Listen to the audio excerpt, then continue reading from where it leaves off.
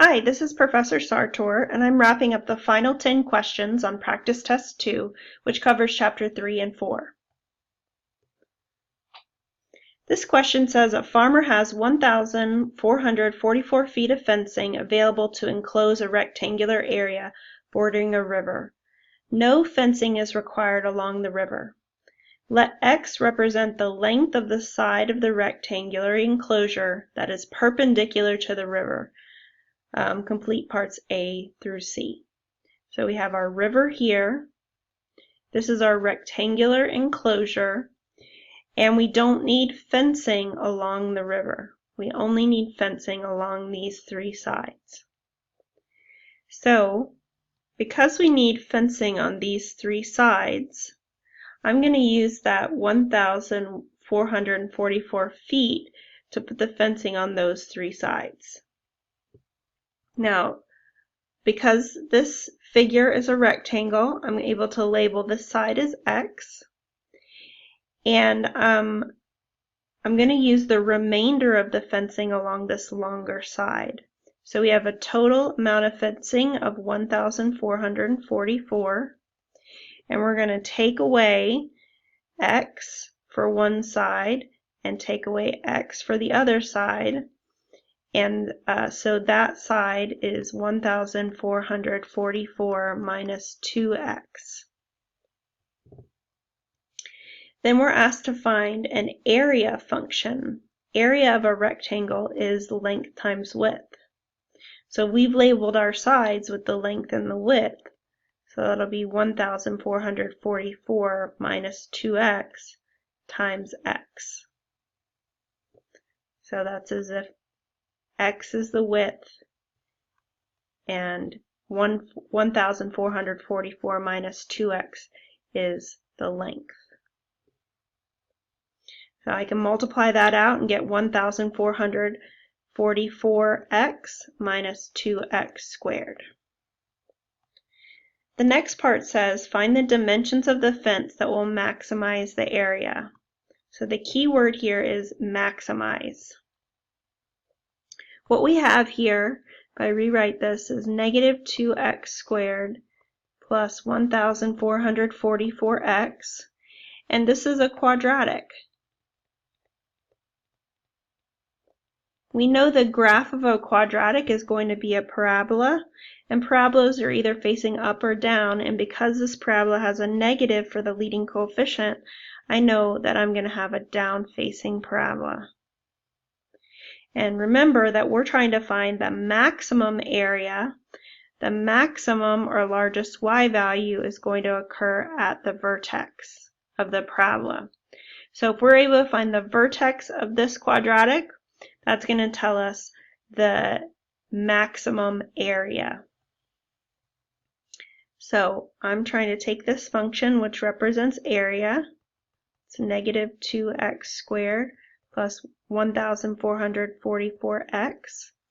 I'm going to use the vertex formula, negative b over 2a. My b is 1,444 over 2 times a. It's going to give me negative 1,444 over negative 4.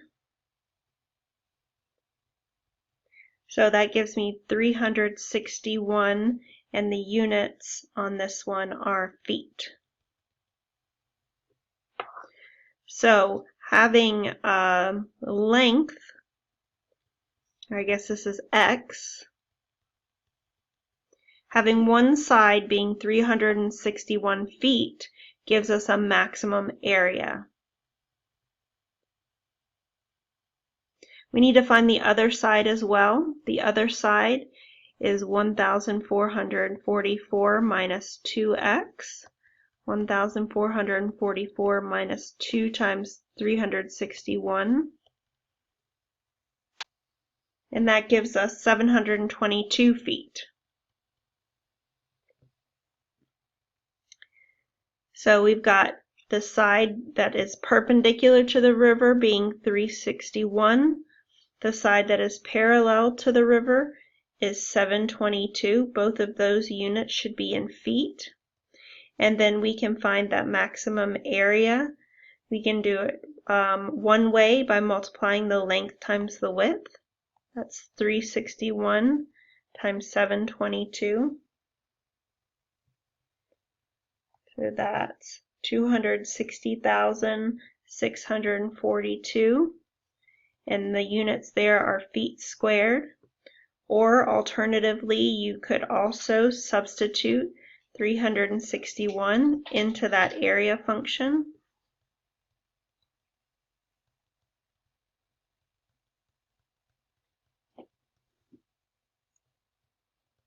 And you should get the same value of the 260,642 square feet.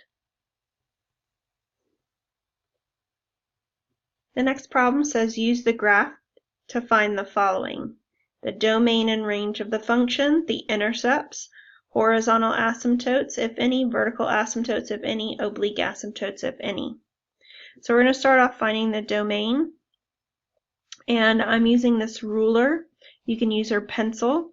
You're going to hold it vertically and go from left to right. The reason why I'm holding it vertically to find the domain is you can see that as I go from left to right, I'm running across the X scale. So what I'm thinking is, when is my ruler or pencil hitting the graph? When does it start hitting? It starts hitting at -infinity. And it goes all the way until we get to this spot here. This spot is called a vertical asymptote. So we've got our domain. Our domain starts at -infinity. It continues until we get to that vertical asymptote, and that vertical asymptote is at -2. And then it picks up again right after the vertical asymptote. So it starts again at -2 and goes all the way to +infinity. Then we want to find the range. So to find the range, we want to hold our pencil or our ruler horizontally. We're holding it horizontally because that's running across the Y scale, which is what the range is. So we're going to go from bottom to top. So we start hitting the graph at -infinity. We're going to keep hitting the graph all the way until we get to this red dotted line, and that's our horizontal asymptote. It looks like that horizontal asymptote occurs at y equals 4.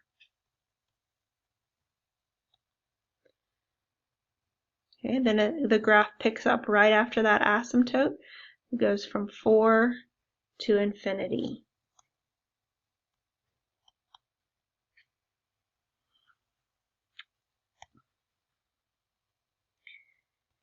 The next part says find the intercepts. We're looking for the X-intercepts and the Y-intercepts. An X-intercept is where the graph crosses the x-axis. So we can see that the graph is crossing the x-axis right here at this point, and that point is 0, 0. So we have an X-intercept at 0, 0. Then a Y-intercept is where the graph crosses the y-axis. We can see the graph is crossing the y-axis right here, also at 0, 0. So that 0, 0 is not only an X-intercept, but it is also a Y-intercept. The next part says find horizontal asymptotes, if any. So I've already mentioned this red dashed line represents a horizontal asymptote, and that's occurring at y equals 4. So we have a horizontal asymptote at y equals 4. Then we want to find the vertical asymptotes. I've already mentioned that we have this vertical red line being a vertical asymptote. It looks like it's crossing at -2. So our vertical asymptote is the line x equals -2. The last one says oblique asymptotes, if any. Now oblique asymptotes are the same thing as slant asymptotes. So if we had a red line that was going diagonal, that would be our slant asymptote. So this one doesn't have one, so we have no oblique asymptote or slant asymptote. The next question says, for the given rational function, follow parts A through C. our rational function is f of x equals x squared minus 16 over x. We want to find the domain. We want to find any y-intercepts and x-intercepts. So for the domain of a rational function, we're worried about the denominator equaling 0. So we're going to take our rational function, and like I said, we're worried about our denominator being 0 because dividing by 0 is undefined. So to find the domain, we're going to take our denominator, set it equal to 0. That's going to give you any values that you want to exclude from the domain. So we want to exclude 0. We have our number line. 0 is going to be excluded. I'm going to mark that with an open circle, but we're going to include every other number. So we can write our interval notation, which is negative infinity all the way to 0, 0 to infinity, and I'll put a union symbol between them. So that's the domain of this function. The next thing we want to do is find any y-intercepts. The way that we find a y-intercept is to let x equal 0. So we're finding f of 0. And if I substitute a 0 in to this function, you can see that I get a 0 in the denominator, and that's undefined. So this rational function does not have a y-intercept. The next part says select the correct choice. We want to find our x-intercepts. So to find an x-intercept, we let y equal 0 or f of x equal 0. So we're setting our whole function equal to 0.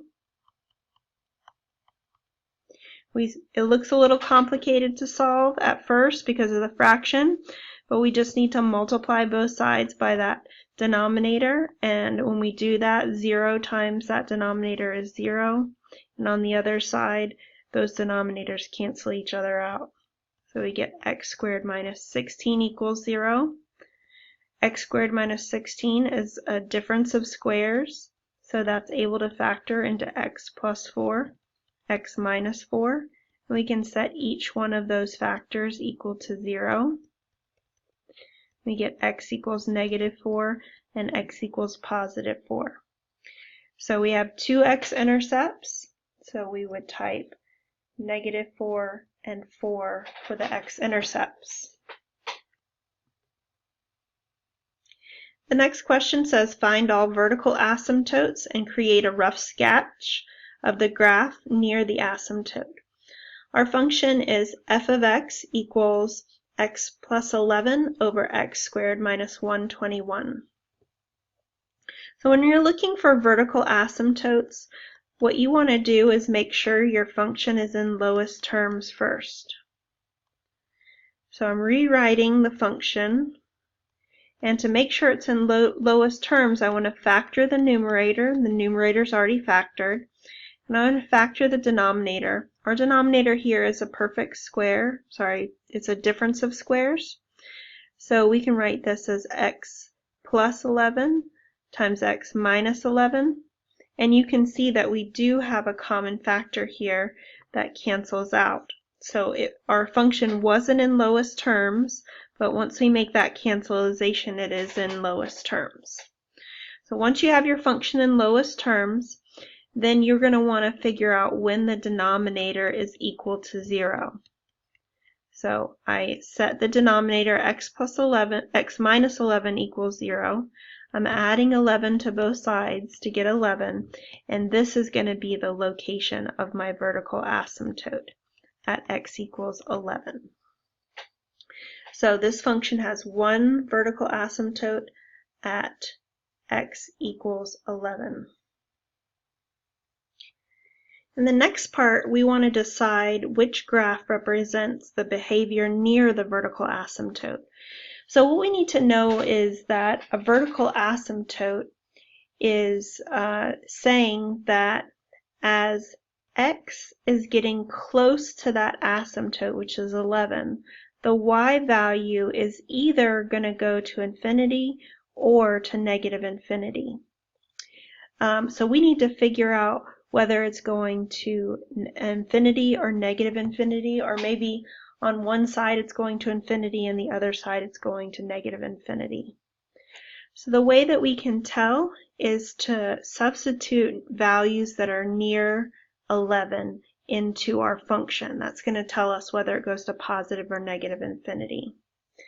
So we know that at 11, so if we draw this, at 11 there's a vertical asymptote. So I'm going to pick a number above 11, like 12, and substitute that into 1 over x minus 11. So substituting a 12 in there would give me 1 over 12 minus 11, and that's 1 over 1, which is 1. Now since that's positive, that's going to go to positive infinity. So I know on this side it goes to positive infinity. Then I'm going to pick a value below 11, like 10, and substitute that into 1 over x minus 11. 1 over 10 minus 11 would give me 1 over negative 1, and that's negative 1. So because that comes out negative, I know the graph is going to go to negative infinity on that side. So looking at our choices here, I can see that B is the one that matches that. The next one says, find the equation of all horizontal asymptotes, if any. Now with horizontal asymptotes, the actual math behind finding them involves calculus, which this is an algebra class, so we're not going to use calculus to find it. What we have is a set of rules that we're going to memorize that have been summarized through calculus by somebody else. So let me pull up those rules for you before we try to do this example. So these are the rules related to horizontal and oblique or slant asymptotes. So we have 4 different cases here, and all 4 cases are based on the degree of the numerator and the degree of the denominator. The degree of the numerator and denominator is basically the highest power on x. So our 4 cases are where the degree of the numerator is less than the degree of the denominator, n is less than m. The degree of the numerator is equal to the degree of the denominator. The degree of the numerator is 1 more than the degree of the denominator. And then when the degree of the numerator is 2 or more than the degree of the denominator. So each one of those cases has these different rules here. So in this first case, the horizontal asymptote is going to be y equals 0. And in the next case, the horizontal asymptote is the ratio of the leading coefficients. In the third case, there's no horizontal asymptote, and in the fourth case, there's no horizontal asymptote. So let's get back to our example with these in mind. So if you'll remember, we're looking for the horizontal asymptote for f of x equals 5 over x minus 4.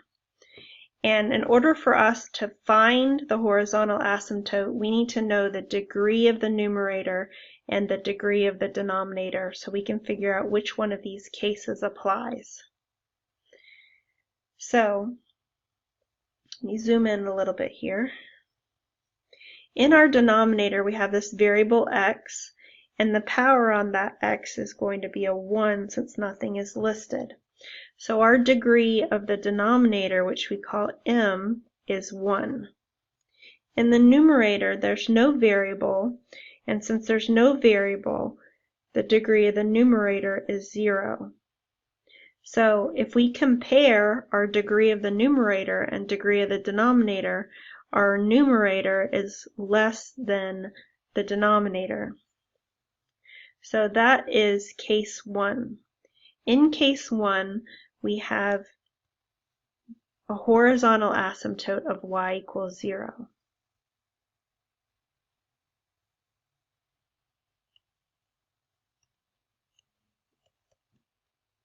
So it's the line y equals 0, not just the number. The horizontal asymptote is an equation, so you have to write the equation y equals 0. The next example is also finding horizontal asymptote. So we need to keep in mind these rules. We need to figure out the degree of the numerator and the degree of the denominator so we can figure out which of these cases we're dealing with. So for this example, we have a variable of x, and that has a power of 1. So n, the degree of the numerator, is 1. For the denominator, we have an x. The degree of the denominator is also 1. So this time m is equal to n, and that is case 2. Case 2 says that we have a horizontal asymptote that is y equals the ratio of the leading coefficients. So y equals the ratio of the leading coefficients. So ratio means fraction, and for leading coefficients, those are going to be the numbers that are attached to those variables. So that's going to be 3 for the numerator and 8 for the denominator. So y equals 3/8 is our horizontal asymptote.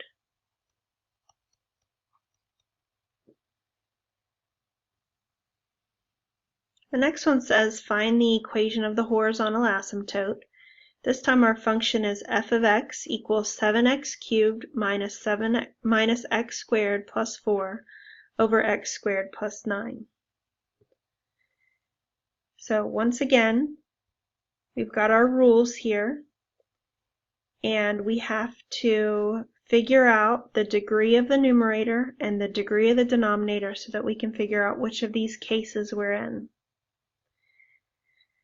So for the numerator, the highest power x is here.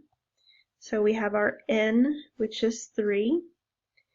And for the denominator, the highest power is 2. So our m is 2. And if we compare those two, we can see that n is 1 more than m. So looking at our cases again, that is our third case where the degree of the numerator is 1 more than the degree of the denominator.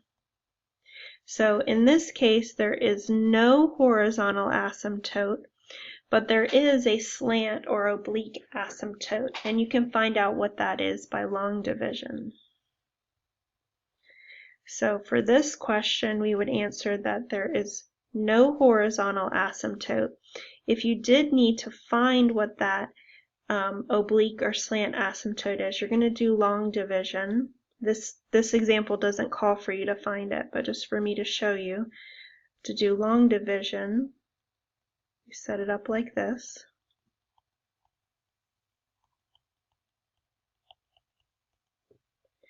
Where you have the x squared plus 9 on the outside and the 7x cubed minus x squared plus 4 on the inside. You're going to try to match these leading terms. What do you have to multiply times x squared to get 7x cubed? So that's a 7x. You're going to multiply that 7x times both of these terms. 7x multiplied by x squared is going to give you 7x cubed. And 7x times 9 is going to give you a plus 63x. Then you're going to subtract, so I'm going to change this sign and change this sign to subtract. That's going to cancel out the x cubed. We're going to carry down what's next. We'd have negative x squared minus 63x plus 4. I didn't add any of those together because they aren't like terms. Then you repeat that process over again. You're trying to match this x squared with this negative x squared. So what do I multiply by x squared to get negative x squared? That would be a negative 1. And then I'm going to multiply this negative 1 times both of these terms. That would give me negative x squared minus 9. Then I need to subtract, so I've got to change these signs. So my x squared at the front cancels out. I'm going to combine what's left. That gives me negative 63x plus 13. Now my long division is done because my power in here, the remainder part, is lower than the power on what I'm dividing by. And once I've gotten to this point, I can say that the oblique asymptote or slant asymptote is y equals, and we only use what we have at the top here, the 7x minus 1. We ignore that remainder that we have down here. So this is our oblique or slant asymptote. The next question says, use transformations of y equals 1 over x or y equals 1 over x squared to sketch the rational function. Find all the intercepts and the equations of all asymptotes. So in order for us to graph with transformations, we have to know the starting graph. So if we take a look at our function, which is f of x equals 1 over x plus 3, I need to know what the graph of just y equals 1 over x is first, before I can do the transformations. So I'm going to start by graphing by plotting points so I can figure out what the picture looks like. And I usually choose a standard set of points, -2, -1, 0, 1, and 2. However, notice that 0 is going to be a problem. If I try to substitute a 0 into this equation, I would get 1 over 0, which is undefined. So I'm going to take the 0 out, and because I can't choose 0, I'm going to choose some numbers that are close to 0. I'll choose a negative 1/2 and a positive 1/2.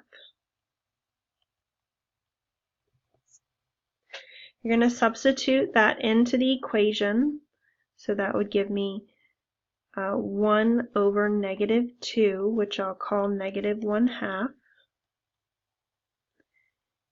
Substituting a negative 1 in, 1 over -1, that's negative 1. 1 over -1/2 is the same thing as 1 divided by -1/2.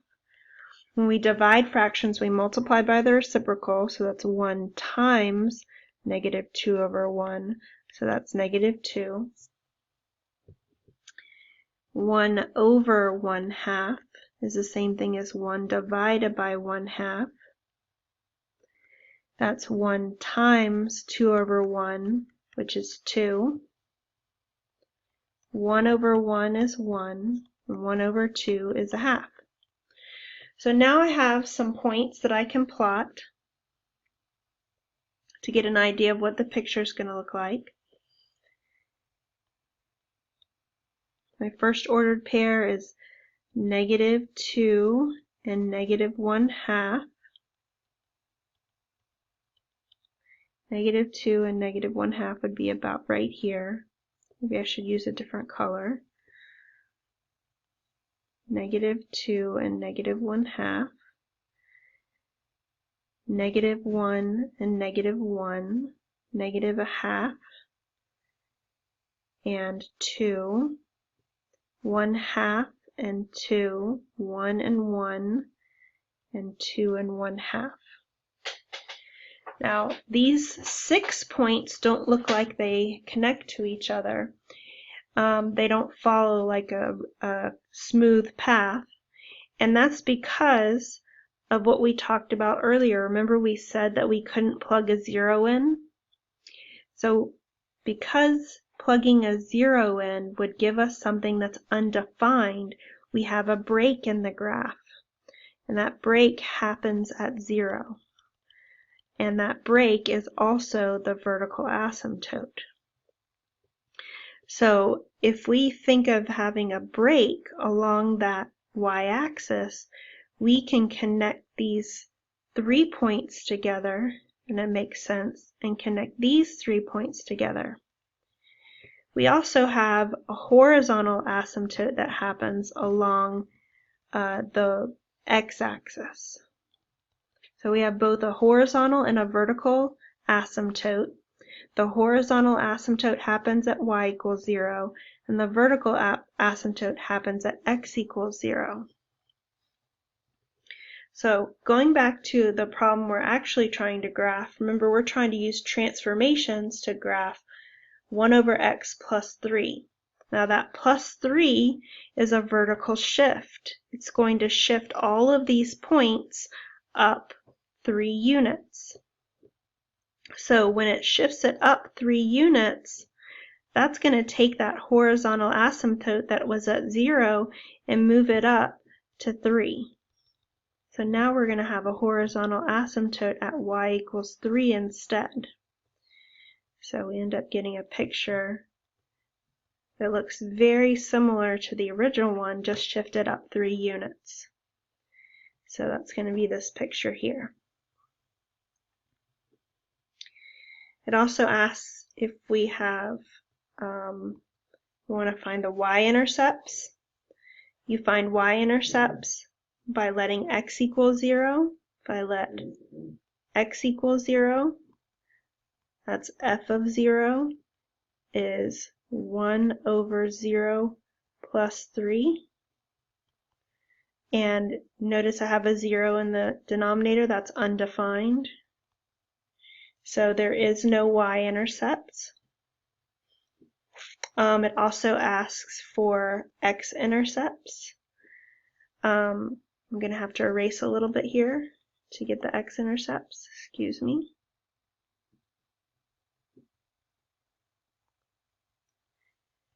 How do you find an x-intercept? You let y equal 0 or your function equal 0. I'm setting the whole function equal to 0. I'm going to solve by getting x by itself, so I'll subtract 3 on both sides. Negative 3 equals 1 over x. You can get rid of that denominator by multiplying by x on both sides.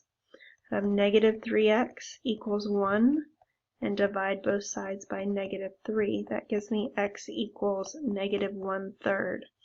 So we have an x-intercept at negative 1/3. The next part says find the vertical asymptotes. Now remember in our picture we had a vertical asymptote at x equals 0. We shifted up 3, we still have a vertical asymptote at x equals 0. Find the horizontal asymptote. We started off with a horizontal asymptote at y equals 0. We shifted up 3, so now we have a horizontal asymptote at y equals 3. The next question says follow the 9-step graphing strategy to sketch the graph of the rational function. Find intercepts and asymptotes and removable discontinuities. So first we're going to find the domain. To find the domain, we set the denominator equal to 0 and solve. The reason we're doing this is because we don't want to divide by 0. Dividing by 0 would be undefined. So we're going to exclude 1, shade everything else.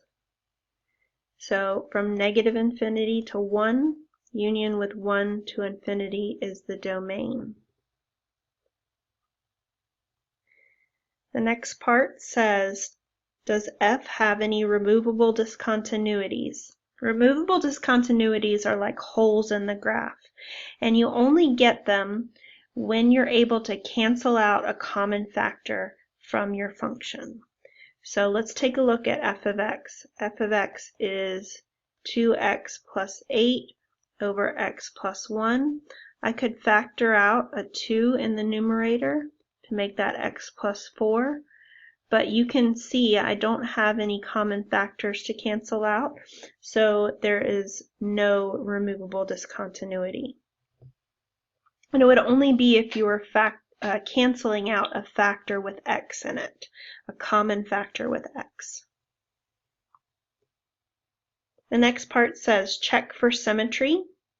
So we're looking to see if this graph is going to have origin or y-axis symmetry. The way we test for symmetry is by calculating f of negative x. So f of negative x would be 2 times negative x plus 8 and negative x minus 1. If we simplify that, we get negative 2x plus 8 over negative x minus 1. And what we're looking for, is this the same as the original, or is it the opposite of the original?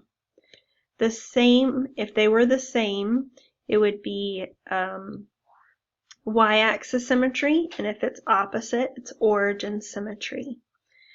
It's clearly not the same, and it's also not the opposite. So we're going to say this graph has no symmetry. We're going to find the y-intercept. Find a y-intercept by letting x equal 0. So let's find f of 0. That's 2 times 0 plus 8 over 0 minus 1. That's 8 over negative 1, which is negative 8. So we have a y-intercept at 0, negative 8. And in your blank, you would just type negative 8.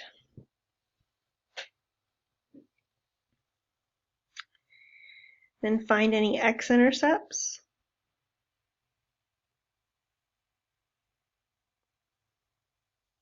We find an x-intercept by letting y equal 0. So we're setting our whole function equal to 0.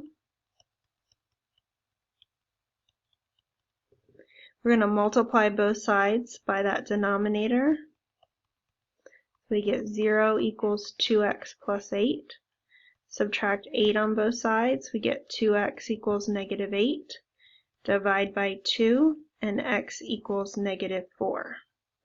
So we have an x-intercept at negative 4.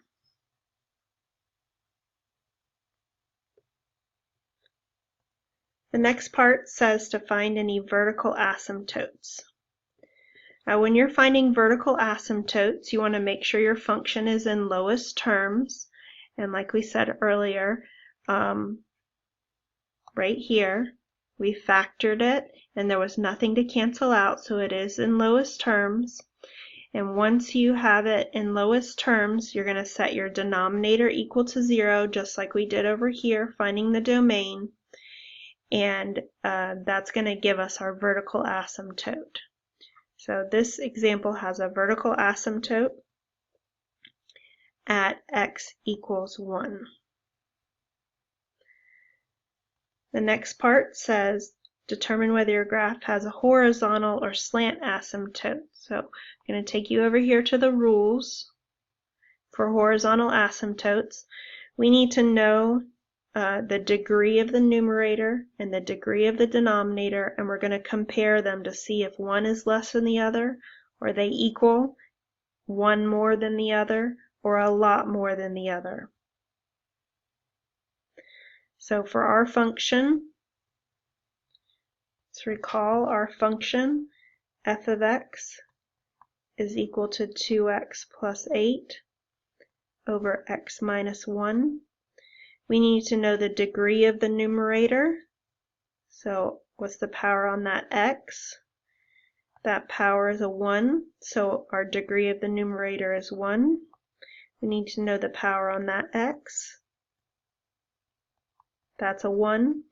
And n is equal to m. Those degrees are equal to each other.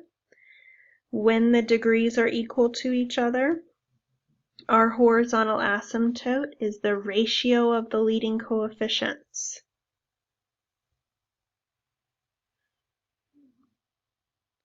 So we're going to use the leading coefficient of 2 from the numerator and the leading coefficient of 1 from the denominator.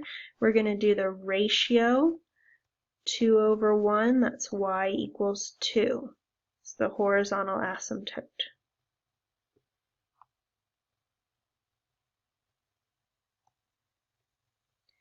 The next part says plot the points, choosing values between each intercept and on each on either side of each vertical asymptote.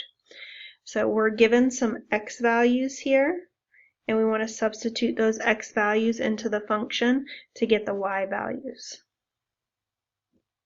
So for x equals -5, we're going to find f of -5. That's 2 times -5 plus 8 over -5 minus 1. So -10 plus 8 over -6. -2 over -6 reduces to 1/3. So this is the ordered pair, -5, 1/3. Then we have an x value of 0. So f of 0 is 2 times 0 plus 8 over 0 minus 1. That's 8 over -1, which is -8. So we have the ordered pair, 0, -8. An x value of 2, that's f of 2, equals 2 times 2 plus 8 over 2 minus 1. It's 4 plus 8 over 1, and that's 12 over 1, which is 12. The last one is the ordered pair 2, 12. And the last thing we want to do is to draw the graph. So I'm going to do this without looking at the answer choices. So if you remember, we had a vertical asymptote. Let me kind of zoom out here. Let's get all the information. We had a vertical asymptote at x equals 1, so I'm drawing a dashed vertical line. We have a horizontal asymptote, y equals 2. Here's our vertical asymptote. Y equals 2. The dashed horizontal line there. We also got a Y-intercept and an X-intercept, a Y-intercept of -8.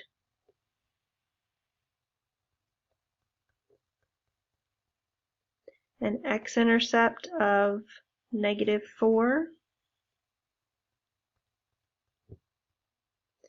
We also got these points right here, -5 and 1/3.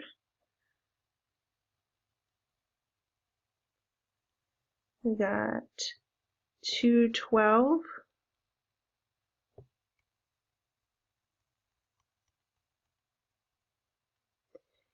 And with all this information, I'm going to be able to connect these points right here. And you follow those asymptotes. And you want to follow these asymptotes as well. So that gives me, looks like this one here. Follow the 9-step graphing strategy. Be sure to find intercepts and asymptotes. So first we want to find the domain. To find the domain, you're going to take the denominator and set it equal to 0. The denominator is a difference of squares. We can factor that to be x plus 3, x minus 3. Set each factor equal to 0. We get x equals -3 and x equals +3. So we have to exclude those values from the domain. So drawing my number line, excuse me.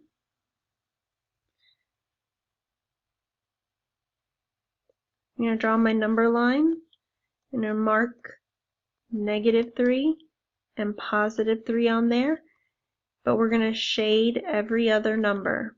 So writing out the interval notation would be -∞ to -3, union with -3 to 3, union with 3 to infinity. So that's our domain of this function. The next part says, does it have any removable discontinuities? To check that, we need to see if we can cancel anything out. We know that the denominator factors into x plus 3, x minus 3, and there are no common factors, so since there are no common factors, there'll be no removable discontinuities. The next part says to check for symmetry. The way that we check for symmetry, origin symmetry or y-axis symmetry, is to calculate f of negative x. 5 over negative x over negative x squared minus 9 is negative 5x over x squared minus 9. So this negative sign right here is the only thing that's different between the original problem and this, the original function and this. So that means that we have the opposite, and the opposite is going to give us origin symmetry. The next part says find the y-intercept. The way we find a y-intercept is to let x equal 0. So we're doing f of 0, 5 times 0 over 0 squared minus 9. That gives me 0 over negative 9, which is 0. So I get a y-intercept of 0. Then I want to find x-intercepts. To find an x-intercept, you let y equal 0 or f of x equal 0. So I'm setting my whole function equal to 0. That gives me 5x over x squared minus 9. I'm going to get rid of that denominator by multiplying by x squared minus 9 on both sides. I have 0 equals 5x. Divide both sides by 5, and x equals 0. So my x-intercept is 0.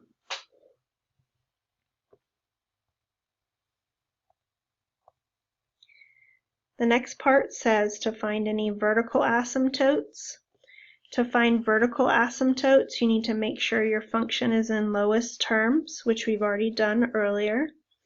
And once it's in lowest terms, then you want to set that denominator equal to 0 and solve just like we did for finding the domain.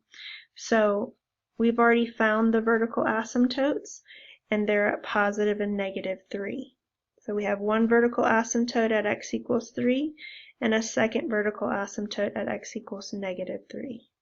So we would do this one, and we'd write x equals negative 3 is the leftmost, and x equals positive 3 is the rightmost.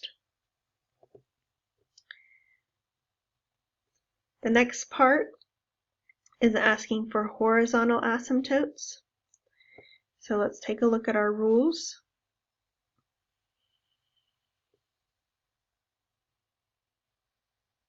So our rules for horizontal asymptotes are related to the degree of the numerator and the degree of the denominator. So let's find the degree.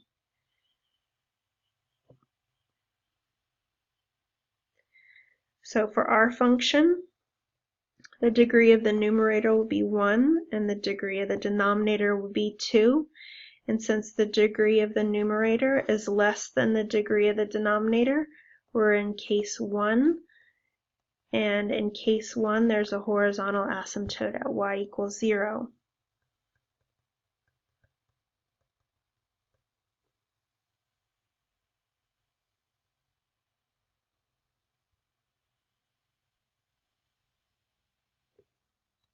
The next part, plot points. So we've got some x values that we want to plug in and find the y values. So for x equals negative 4, f of negative 4 is 5 times negative 4 over negative 4 squared minus 9.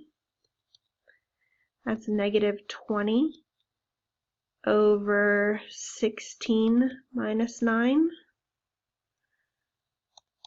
Negative 20 over 7.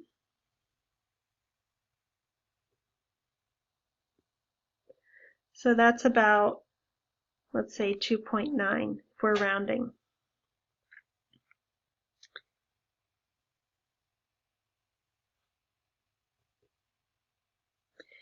So then we have x equals -2.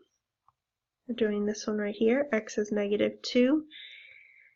Then y, f of -2 is 5 times -2 over -2 squared minus 9. That's -10 over 4 minus 9. -10 over -5 is a +2. The next one we're going to find is 2. X equals 2. F of 2 is 5 times 2 over 2 squared minus 9. That's 10 over 4 minus 9. 10 over -5 would give me -2. Last one here would be 4. X equals 4. So we're finding f of 4.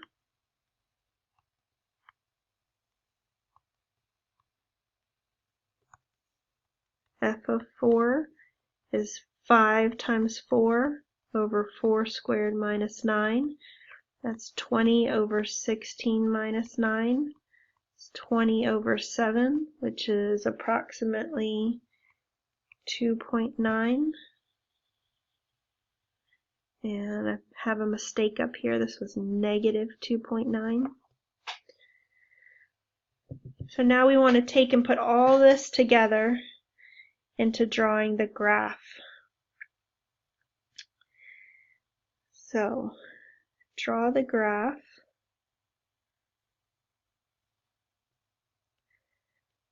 I have a vertical asymptote at 3, +3.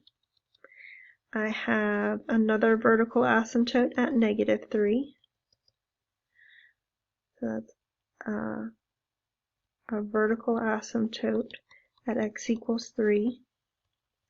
Another vertical asymptote at x equals -3. Then I have a horizontal asymptote. These asymptotes act as guidelines for how to draw the graph. That's at y equals 0. I have an X-intercept and a Y-intercept. That was both at 0, 0.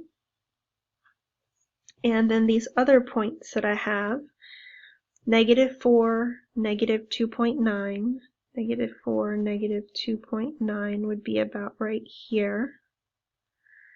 Then I have -2, 2, -2, 2, +2, and -2, and 4, 2.9, 4, and 2.9 would be about here. And we're going to use the asymptotes as guidelines on how to draw the graph. So starting with this point right here,